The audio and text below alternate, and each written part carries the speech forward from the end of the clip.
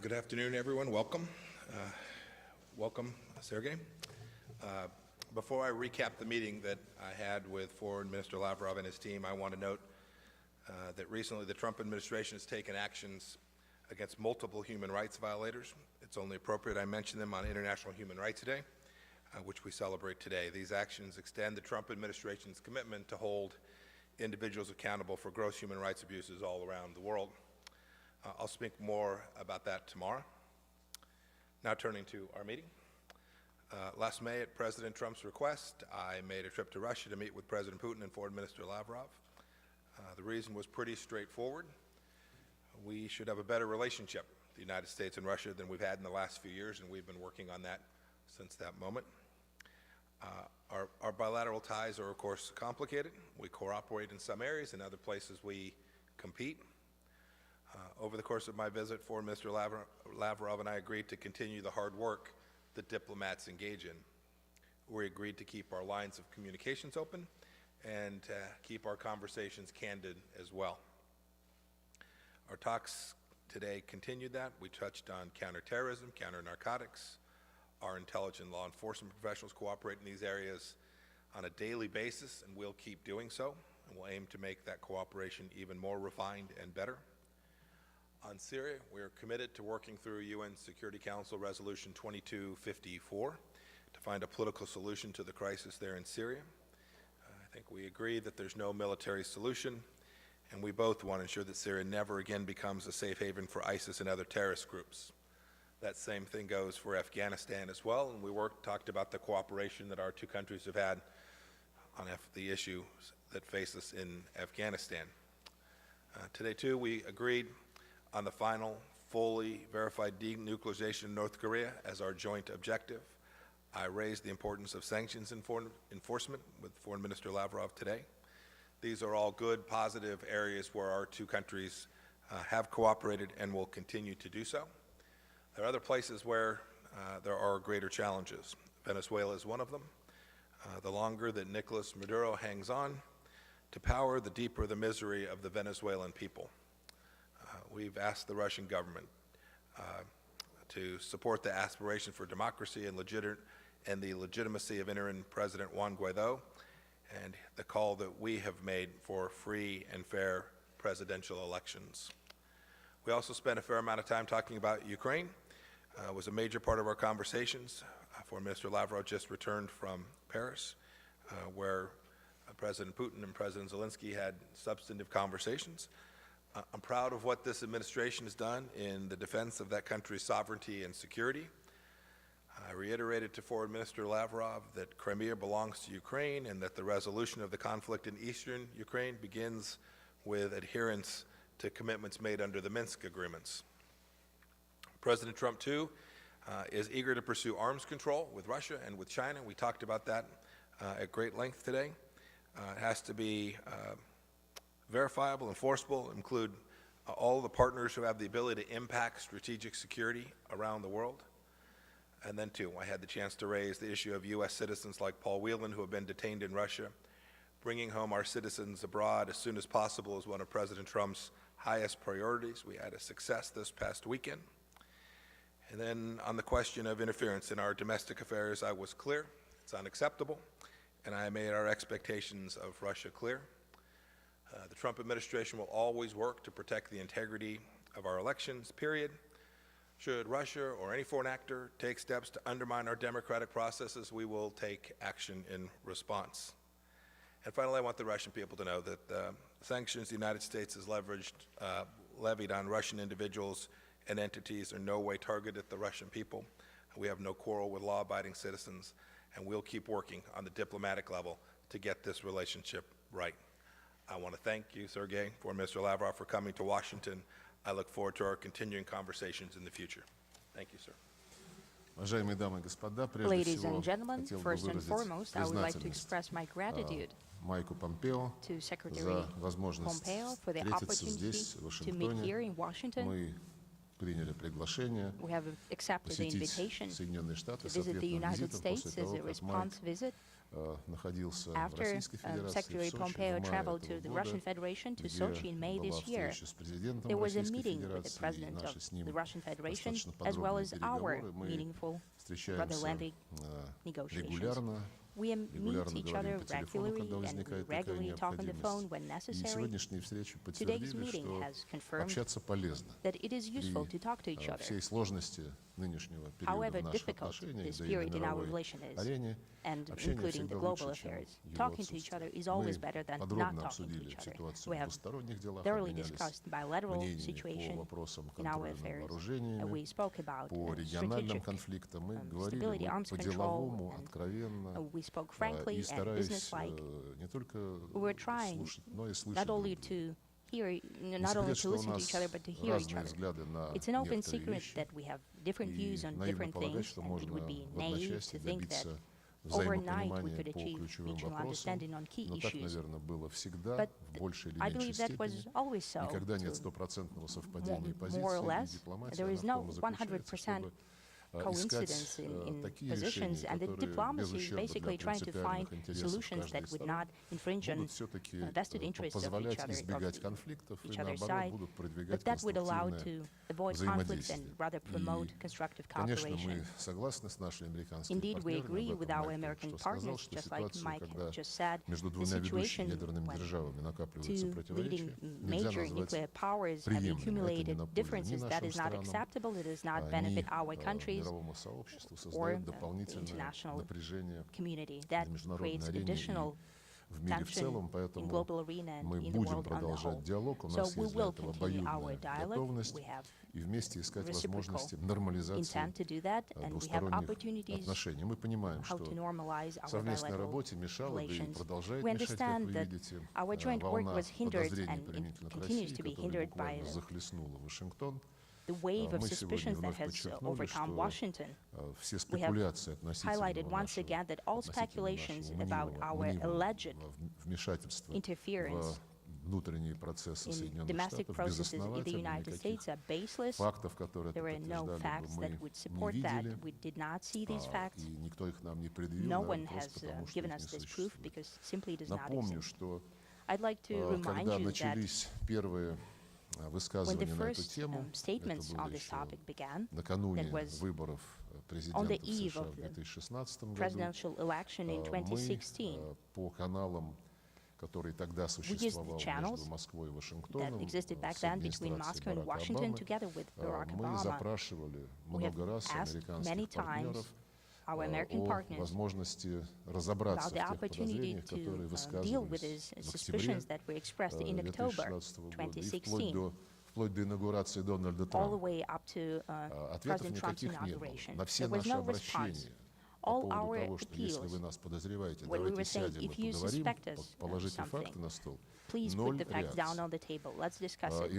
It had zero response. So all that continued after the inauguration of the new administration, after the inauguration of President Trump. We suggested to our colleagues that in order to dispel all suspicions that are baseless, let us publish this closed channel, the correspondence starting from October 2016 till November 2017. So it would all become very clear to many people. However, regrettably, this administration refused to do so. But I'd like to repeat once again, we are prepared to do that, to publish the correspondence that took place through that channel would clear many matters up, I believe. Nevertheless, we hope that the turbulence that appeared out of thin air will die down, just like in 1950s McCarthyism came to naught, and there will be an opportunity to go back to a more constructive cooperation. Incidentally, we have offered multiple times, and we reminded about that today, to put on paper the mutual obligations on non-interference in domestic affairs of each other, using the example of the exchange of personal notes that took place in 1933, when diplomatic relations were re-established between the United States and the USSR. President Roosevelt Американская сторона предложила, и мы согласились обменяться письмами между президентом Рузвельтом и нашим министром иностранных дел Литвиновым. В письмах были зафиксированы обязательства не допускать какого-либо вмешательства во внутренние дела друг друга. Это была инициатива американской стороны. Мы готовы что-то подобное сделать и на нынешнем весьма очень важном этапе. В любом случае, мы согласились, что неправильно ставить отношения на паузу, приостанавливать или откладывать на более поздний срок взаимодействие по актуальным проблемам современности. Мы к такой практической работе готовы по всему спектру вопросов, которые представляют взаимный интерес, и готовы с той степенью интенсивности, которая будет удобна сегодня для наших американских партнеров. Одной из центральных тем бесед была стратегическая стабильность. Мы обратили внимание на отрицательные последствия выхода США из договора о ликвидации ракет средней и меньшей дальности, подчеркнули, что и в нынешних условиях, после того, как договор прекратил свое существование, мы заинтересованы в том, чтобы эту сферу стратегической стабильности не пускать на самотек. Как вы знаете, президент Путин в своих посланиях ведущим государствам, включая Соединенные Штаты, включая других членов НАТО, сказал, что Россия объявляет односторонний мораторий на развертывание таких ракет, и их не будет развертывать до тех пор и в тех регионах, пока там не появятся аналогичные системы американского производства. Предложение было сделано нашим западным партнерам, включая Соединенные Штаты, о том, чтобы такой мораторий стал взаимным. Это предложение остается на столе. Говорили мы сегодня о судьбе еще одного договора, чье действие автоматически заканчивается в феврале 2021 года, если он не будет продлен, договор о стратегическом наступательных вооружениях. Россия подтвердила свое предложение уже сейчас при принятии решения о том, что этот договор будет продлен. Президент Путин такую позицию на днях буквально подтвердил в своем публичном выступлении. Мы также подтверждаем предложение о том, чтобы, опять же, по примеру Советского Союза и Соединенных Штатов, принять на уровне президентов заявление о недопустимости развязывания ядерной войны. Тоже это предложение остается на столе. Из региональных дел говорили мы сегодня о Украине. Я подробно пробрифинговал Майка Помпео и его делегацию о состоявшихся вчера переговорах в рамках нормандского формата в Париже, о принятых там решениях, о тех вопросах, которые еще предстоит урегулировать для того, чтобы полностью двигаться в направлении выполнения минских договоренностей. Принципиально важно, что итоговый документ, который президенты России, Украины, Франции и канцлер Германии вчера одобрили, подтверждает незыблемость минских договоренностей и требует их полного выполнения. Это абсолютно стопроцентно наша позиция.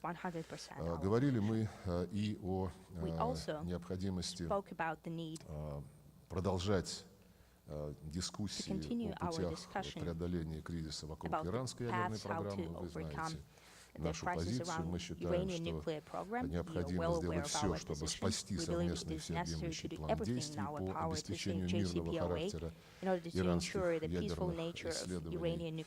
Мы, конечно, очень обеспокоены ситуацией, которая складывается в Персидском заливе, в Ормузском проливе, и выступаем за то, чтобы все страны, которые хотят обеспечивать там безопасность судоходства и мореплавания, рассмотрели предложение, которое российская сторона внесла. Оно касается налаживания диалога о создании системы коллективной безопасности в районе Персидского залива. Мы уже провели на уровне политологов, экспертов, научного сообщества в сентябре этого года в Москве специальный семинар. Многие страны региона, включая many countries of the region, страны including Персидского the залива Arab states приняли of the в нем Persian Gulf, участие, that have ряд европейских taken part in ученых. that, as well as a Мы number of приглашали European также и scientists. представителей We have Соединенных also Штатов. invited Надеемся, U.S. что в следующий representatives, раз они в and we таком hope that мероприятии next time примут they will take part участие. in such Как an сказал event. госсекретарь, говорили мы As о Secretary ситуации Pompeo вокруг has said, we Венесуэлы. spoke about the Россия situation around неизменно Venezuela. выступает за то, что Russia именно сам consistently венесуэльский народ promotes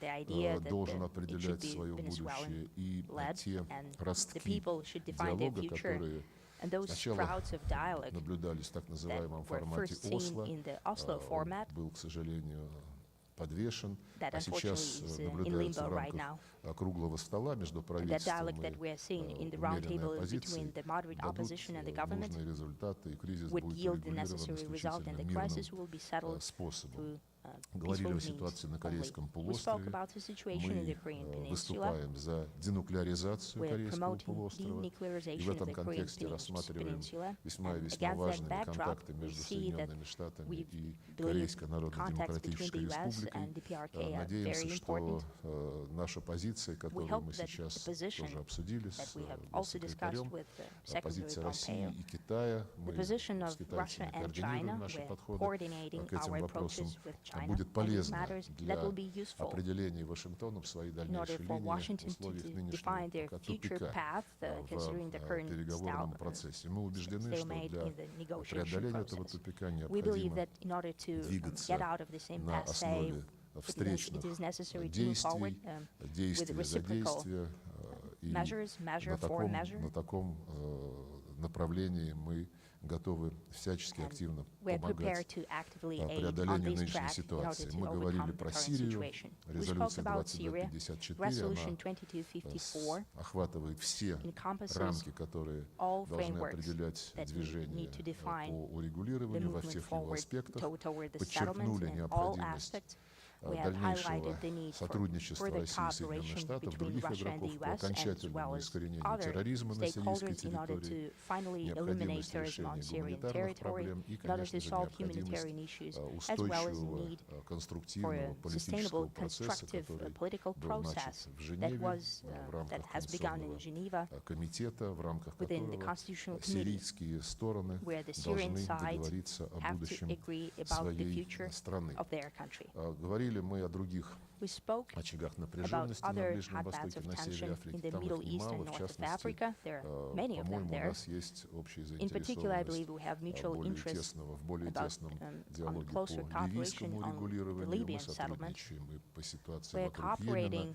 И, on the конечно, situation around Yemen. очень важно And of держать course, в поле it is зрения very important палестино-израильское keeping our урегулирование, eyesight которое the откровенно Palestinian-Israeli буксует и settlement that is находится apparently в критическом stalling, and it состоянии. is in critical condition. Говорили мы о двусторонних We делах, also как я spoke уже сказал. about our bilateral affairs, Президенты and России и as I have США already еще said, на presidents of the US and саммите Russia в Хельсинки back в in their, during the 2018 summit году, in Helsinki а in затем на 2018, встрече and later в at their Осаке meeting в июне in этого Osaka года in June this year, договорились о целом ряде we agreed about конкретных a шагов. whole number Вот of в качестве specific одного из steps. результатов And возобновлен as one of the results, there год is назад контртеррористический there was диалог, renewed уже состоялось counterterrorism несколько dialogue. раундов. It took Он place 1 позволяет year ago, and делать более several rounds have эффективным already taken борьбу place. That с allows этим for a more злом efficient и fight для against this России, и для scourge, США, и для всего both мирового for Russia, сообщества. the US, Мы and рассчитываем, что well as этот формат global community. сохранит We expect that высокую this format интенсивность, и will после remain смены американского сопредседателя, intensive сейчас им является господин Джон exchange. Салливан, And now we как have мы понимаем, Mr. John вот Sullivan, завтра and there will be a будет на change of слушании в leadership there. Сенате по He'll вопросу о be назначении taking послом place, в Российскую taking Федерацию. part in hearings in Мы Senate about знаем его как his appointment to the Russian высокопрофессионального, Federation. опытного We know him as a very дипломата. highly Будем рады professional с ним сотрудничать. diplomat. Will be Разумеется, happy to исходим из того, cooperate with что и him. наш посол в Naturally, we Вашингтоне believe that будет our ambassador to получать Washington тоже would also такую receive the же same поддержку. level of support. Ну и по экономике, As for несмотря на санкции, economy, которые, как despite the известно, sanctions вредят that, всем, as it is well торговля known, двусторонняя при президентстве do not Дональда benefit Трампа anyone. уверенно The росла trade с during уровня President Trump's 20 миллиардов долларов, на который we had, эту торговлю, этот объем торговли continued низвел growth президент from Обама. $20 Президент billion США that was по the итогам President этого Obama's года level. помог Now достичь President Trump, уровня as of this year, 27 миллиардов, это have почти helped на одну reach the треть level of увеличения, 27 billion. и это That's означает и more новые than рабочие around места one-third of growth. в обеих That means странах, и more рост jobs прибыли in both countries. производителей. И думаю, что если придать такой кооперации дополнительные стимулы, то результаты будут еще более взаимовыгодны.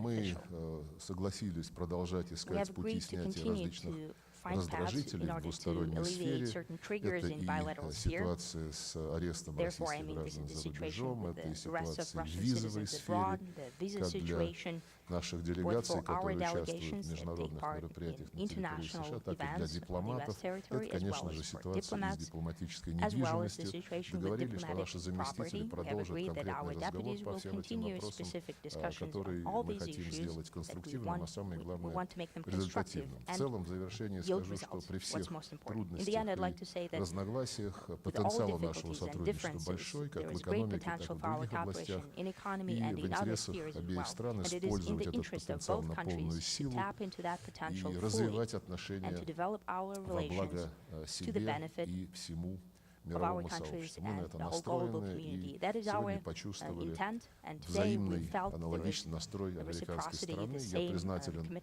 Майку Помпео. Мы хотим диалог продолжать, и я приглашаю его в удобное время посетить Российскую Федерацию. Спасибо. Thank you. Thank you. Thanks for the invitation. Please. We'll start with Rich Edson, Fox News.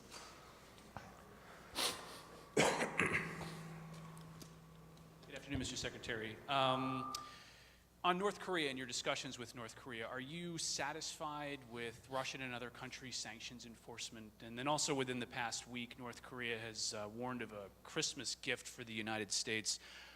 Is the administration prepared or expect North Korea to return to a more aggressive posture, perhaps want to terminate negotiations? Foreign Minister Lavrov, in your discussions over Paul Whelan, are the U.S. and Russia any closer to resolving that case? Is Paul Whelan any closer today to freedom? And also, Mr. Foreign Minister, do you believe that Ukraine meddled in the U.S. election in 2016, and is that specifically something that you discussed with the Secretary today? Thank you. Thank you. With respect to North Korea, we've worked with the Russians on enforcement.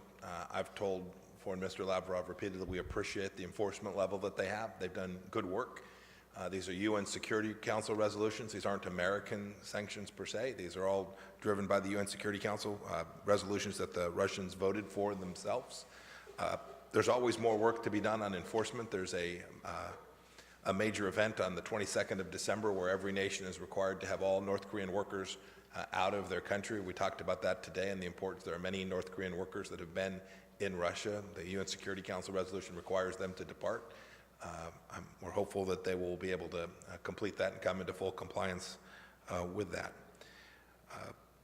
As for our expectations with respect to North Korea's behavior, I think President Trump's been unambiguous about our expectation. Chairman Kim personally made the commitment to denuclearize, said there wouldn't be long-range missile tests, nuclear tests. All of those are commitments that we are very hopeful that the North Koreans will continue to abide by. We continue to work to try and develop places where we can communicate, negotiation mechanisms where we can talk to them about paths forward to achieve the denuclearization that both Foreign Minister Lavrov and I are determined to help the North Koreans achieve. It's a place where we have overlap on our objective. We need to jointly figure out a way together to assist the North Koreans to get there so that North Korea can, and the North Korean people can have the brighter future that President Trump has spoken so often about. As for North Korea, I would like to add a few words on that. You asked whether the U.S. is satisfied with the enforcement of sanctions against North Korea. The sanctions by the UN Security Council. Indeed, sanctions are an instrument that is being used by the UN Security Council. However, that resolution does not deal only with sanctions. They also include the need to engage more actively in the political process, and that is often being lost усилиях по освещению нынешней ситуации. Мы убеждены, что этот политический процесс необходимо активно поддерживать. Ключевую роль играет прямой диалог между Соединенными Штатами и Пхеньяном. Мы выступаем за его возобновление и уверены, что диалог может принести результат исключительно, если он будет развиваться, как я уже сказал, на основе встречных шагов.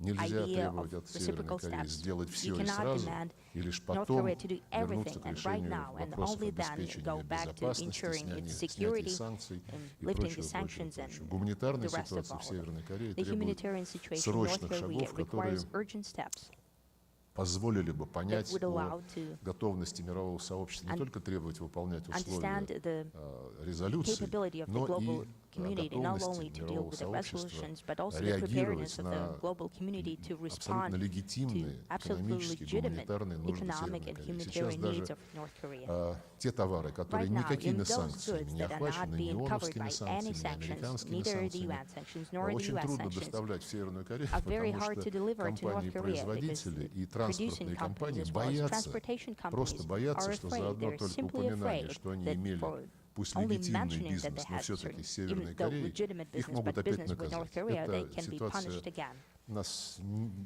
вот и завела примерно в тот тупик, в котором мы сейчас находимся. Конечно, мы призываем руководство Северной Кореи к сдержанности и рассчитываем, что условия для возобновления диалога будут созданы. Что касается Пола Уиллана, уже в сентябре было завершено следствие, обвинительное заключение находится у него на ознакомлении.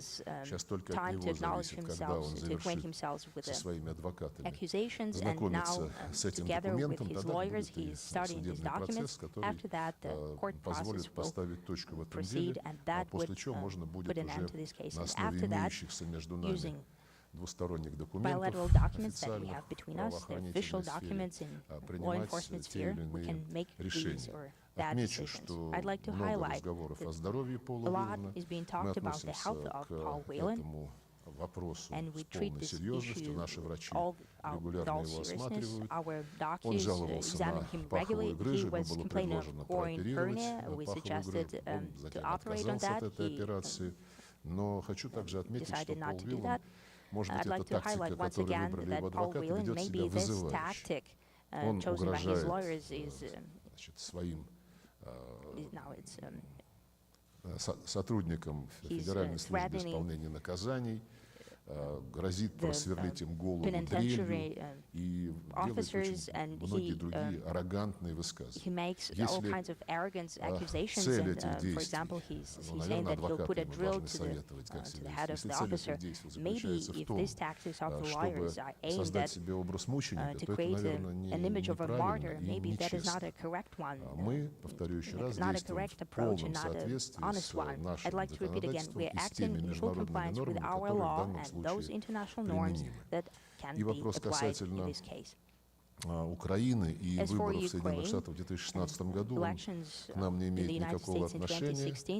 Это вопрос между двумя суверенными государствами, но косвенно, наверное, он позволяет лучше понять абсурдность тех обвинений, которые в наш адрес выдвигались, будто бы мы вмешивались в выборы 2016 года. О том, что мы готовы придать гласности переписку между нами и американской администрацией по поводу обвинений во вмешательстве, я уже говорил. Будем готовы, как только Вашингтон даст подтверждение своего согласия, придать гласность эти важные для общественности документы.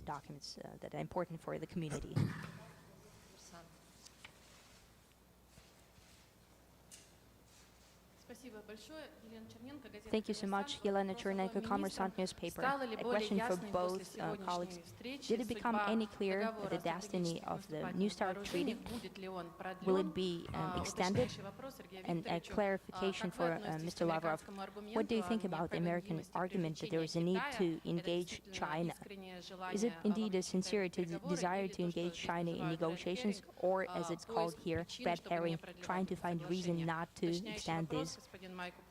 treaty. Now, to Secretary Pompeo, clarify, please, how the U.S. intend to engage China in this negotiation, considering this balance in this sphere between different states?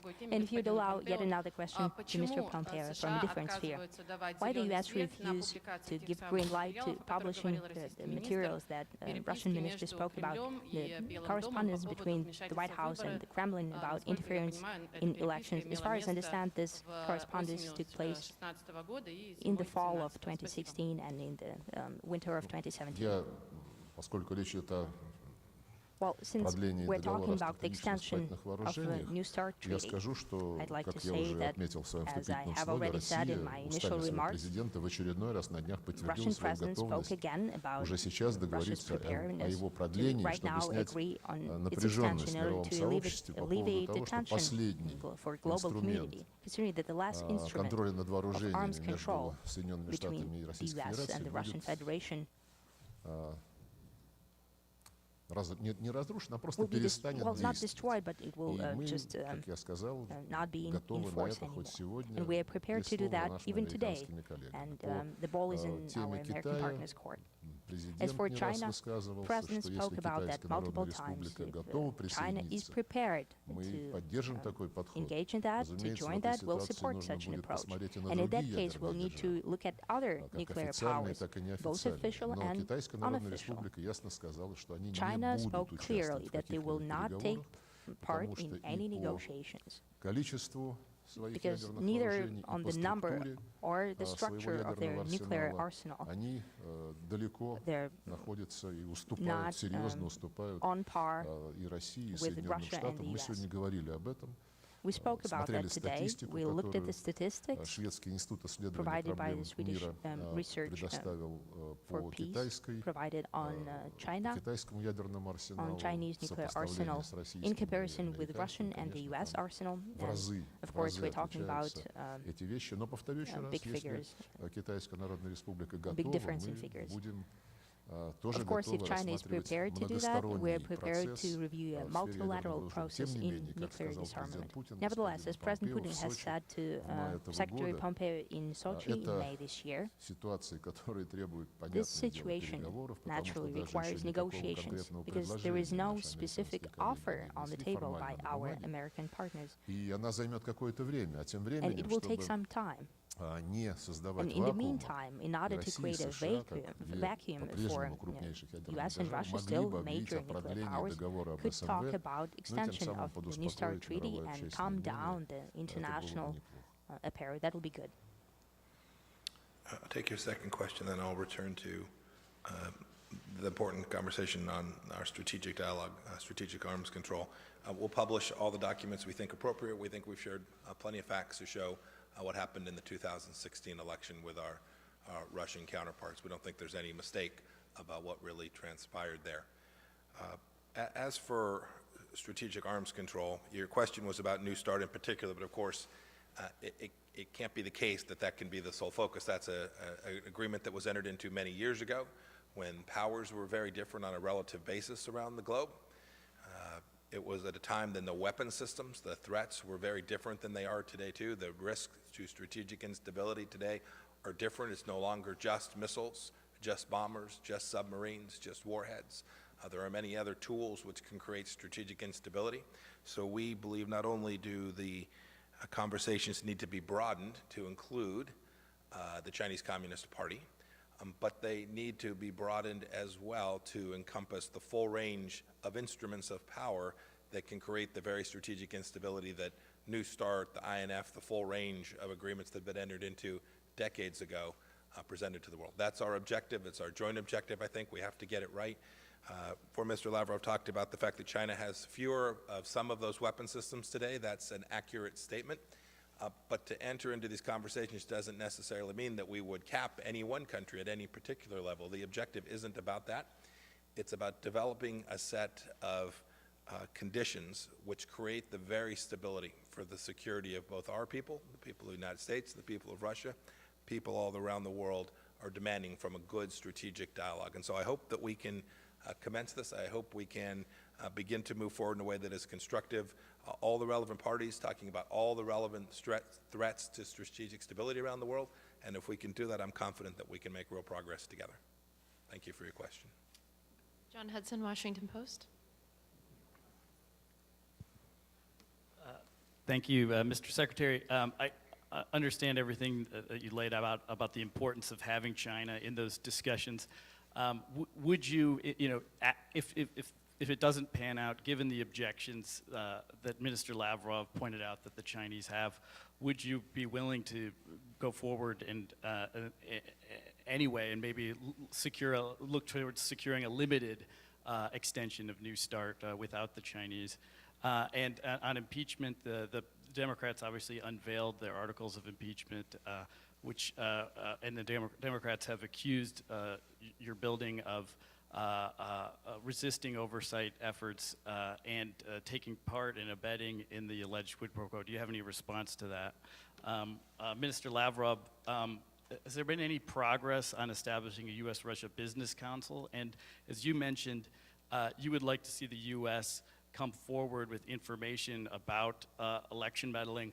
Why not just read the Mueller report? It's very detailed when it comes to U.S. allegations related to meddling in the 2016 election.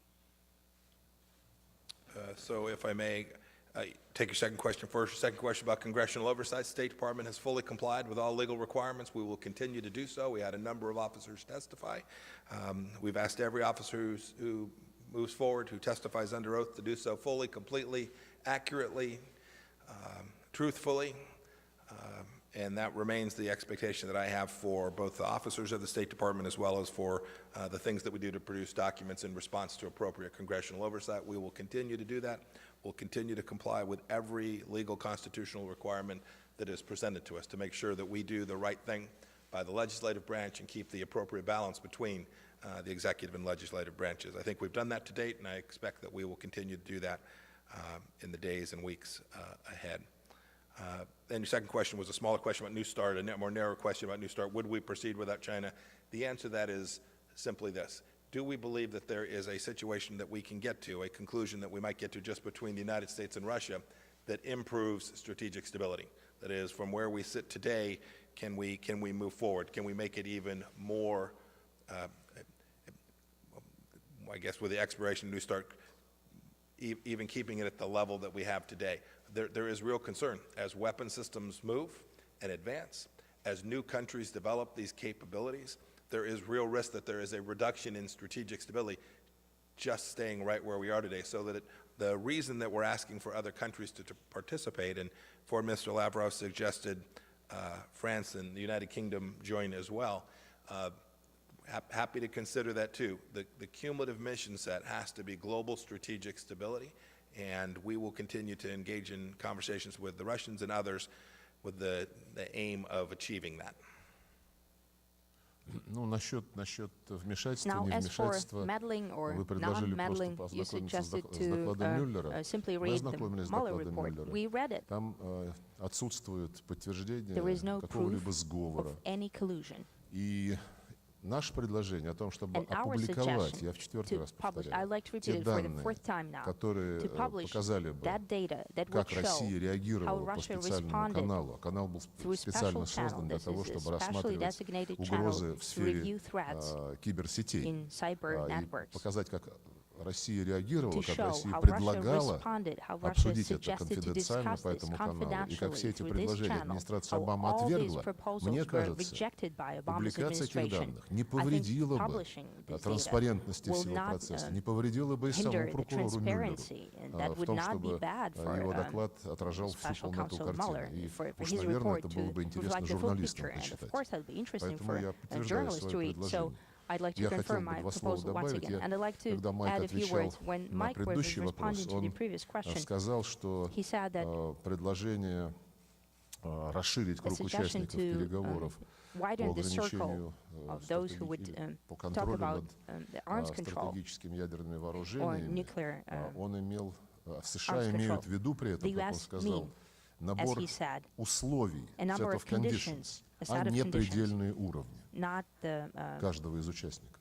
final limits of Это any впервые, когда такое пояснение было participant. And now сделано it's the first time официальным that we have представителем Соединенных clarification Штатов. by an official Именно representative of поэтому the я US. и упомянул, That is что why было бы I've легче, mentioned that it will be easier, наверное, и нам, и possibly другим for us and for адресатам американской идеи рассматривать эту идею, если бы people она who обрела the US have in mind to put this on paper for it to be formulated, worded in some way. Мы обсуждали сегодня Yes, наше we экономическое discussed our сотрудничество, в том economic числе cooperation, и возможность including the его possibilities усовершенствования в how to организационном плане, improve в it, развитии and тех in дискуссий, organizational которые parts, президенты following up the имели и в discussion that Хельсинки, и our в presidents had in Гамбурге, и Helsinki, вот in недавно Hamburg, and в Осаке. recently in Osaka. Just add there, I think there'll be, I think there'll be in the not too distant future some significant announcements about economic efforts between our two countries, and we hope to be able to do that before too terribly long. Здравствуйте, Sergey Viktorovich. Good afternoon, Mr. Lavrov. Pompeo. My name is Denis Davidov, Russian Television and Radio Broadcasting Company. During your recent interview, you said that President Trump asked you to work on improving business relations between the two countries. At the same time, as we know, the US has imposed sanctions on the number of sectors of the economy. And how are you going to improve this relationship according to sanctions? Also, I'd like to ask under what conditions can the sanctions be cancelled? Сергей Викторович, с учетом вот той массовой высылки дипломатов, которая была несколько лет назад, очевидно, что затруднена работа It is apparent that it's harder to work for consular departments of both countries, both in Russia and the US. We know that issuing visa is in trouble also to official delegations. Have you discussed this issue, and how do you plan to rebuild the work of the consulate? Is the US going to return Russian diplomatic property, and what terms it depends? Thank you so much. I suppose, would you like to go first? Sergey, go ahead. Ну, насчет целесообразности эффективной работы консульских служб, мы полностью с этим согласны, мы говорили сегодня про визы. Хочу только вот такую статистику привести. В дипломатических учреждениях Соединенных Штатов Российской Федерации дипломатов на 155 человек больше, чем в наших дипломатических учреждениях, которые работают на двустороннем треке. Потому что 155 — это количество наших представителей при ООН, и когда мы уравнивали, так сказать, дипломатические уровни, мы не стали вычитать из общей квоты тех дипломатов, которые не занимаются двусторонними отношениями, более того, не имеют права ими заниматься. Так что у нас здесь дипломатов на 155 человек меньше, чем у Соединенных Штатов Российской Федерации.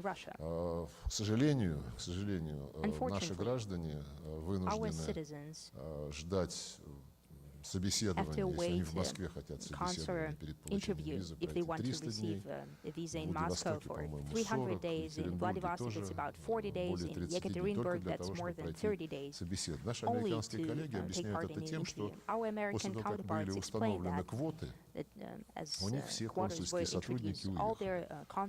Ну, это, наверное, право каждой страны определять структуру своего дипломатического представительства. У нас тоже пришлось резать по-живому, и многие консульские сотрудники уехали, но в нашем случае ни одного,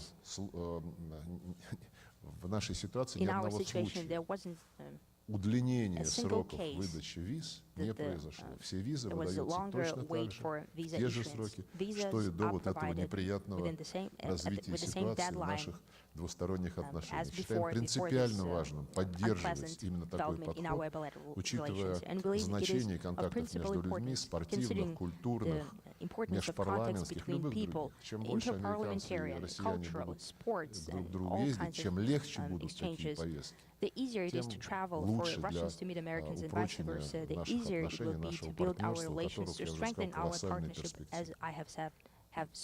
перспективы. going to respond to that just for a moment, and then I'll answer the questions you presented to me. Look, we count a little bit differently. For Mr. Lavrov gave you some numbers. I don't want to get into the weeds on the numbers, but we measure those numbers of who's got how many diplomats and visas in a very different way. But what's important is that we make sure we're delivering on behalf of each of our two countries in a way that keeps each of our two countries consistent with the Vienna Conventions and consistent with the important relationship between the United States and Russia. And we're determined to do that. We talked about that today. There have been conversations among my team and for Mr. Lavrov's team in the last handful of weeks on this very set of issues, and we're working to make sure that any of the problems we work through we can resolve. I'm very confident the United States Consular Service is every bit as efficient as the Russian Consular Service, and that we can deliver on behalf of the visa program in a way that's consistent with the important relationship between our two countries. You asked me first about the commercial relationship between our two nations. I mentioned a moment ago in response to a previous question, we hope there's some significant progress that we can announce here in just the next short period of time about how we would move our economic relationship forward further. Foreign Minister Lavrov spoke about the increase in trade, over 25% increase in trade between the United States and Russia over the course of the Trump administration. We hope we can continue to do that. That's been done in the face of what are significant sanctions that we believe are appropriate given U.S. policy, U.S. law, and the risks that are presented. And so we think we can deliver against each of the twin objectives, and we will continue to do so in a way that's consistent with our relationship. Thank you very much for your questions.